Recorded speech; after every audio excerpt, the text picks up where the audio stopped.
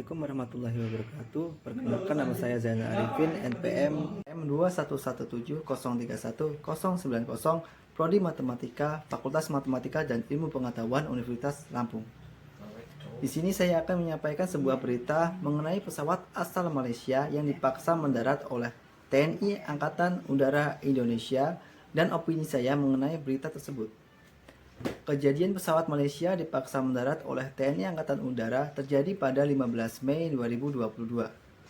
Pesawat yang diterbangkan oleh pilot Inggris diperintahkan mendarat oleh TNI AU Indonesia di Lanut Hang Nadim, Batam.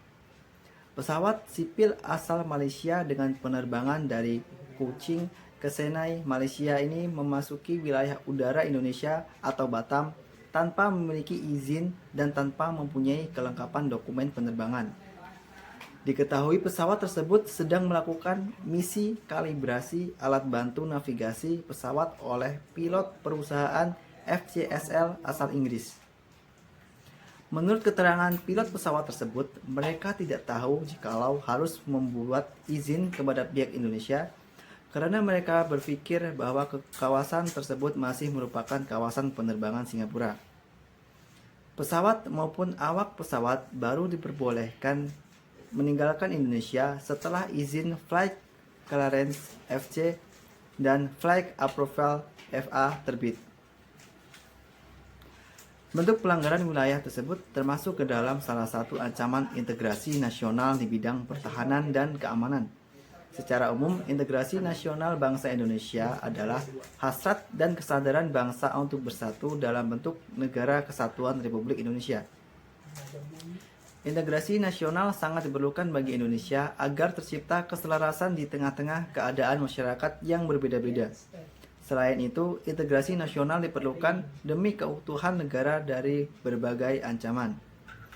Ancaman terhadap integrasi nasional dapat datang dari berbagai sektor.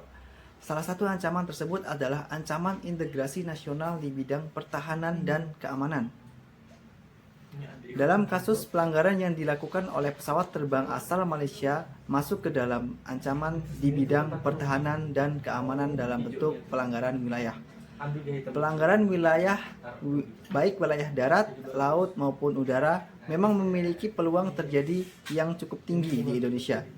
Hal ini dikarenakan konsekuensi Indonesia yang memiliki wilayah sangat luas dan terbuka sehingga berpotensi terjadinya pelanggaran wilayah.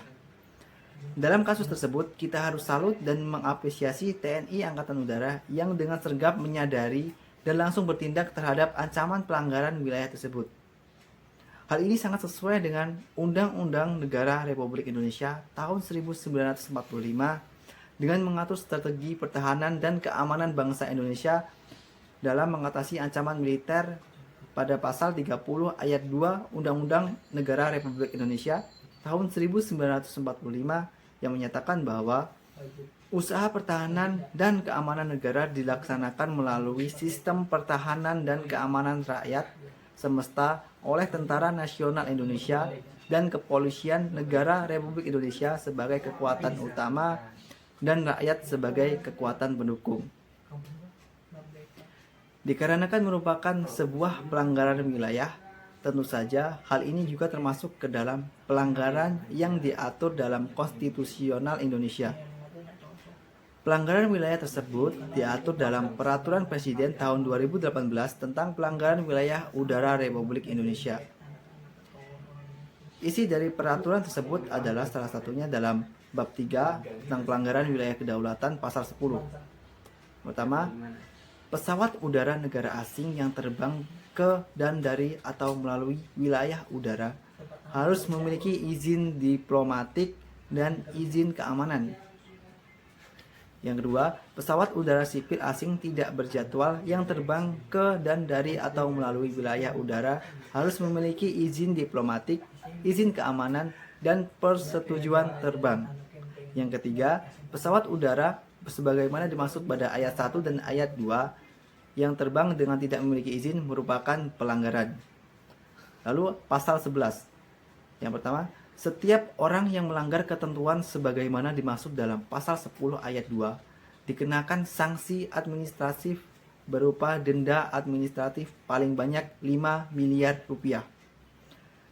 Yang kedua, pengenaan sanksi administratif sebagaimana dimaksud pada ayat 1 dilakukan oleh menteri yang menyelenggarakan urusan pemerintahan di bidang perhubungan sesuai dengan kewenangan.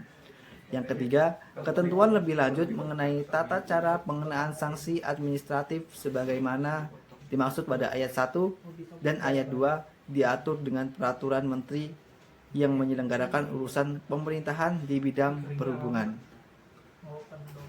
Sekian penyampaian saya mengenai pesawat asal Malaysia yang dipaksa mendarat oleh TNI Angkatan Udara Indonesia dan opini saya mengenai kejadian tersebut. Mohon maaf jika ada kesalahan kata atau kalimat yang kurang berkenan. Saya akhiri. Wassalamualaikum warahmatullahi wabarakatuh. Waalaikumsalam.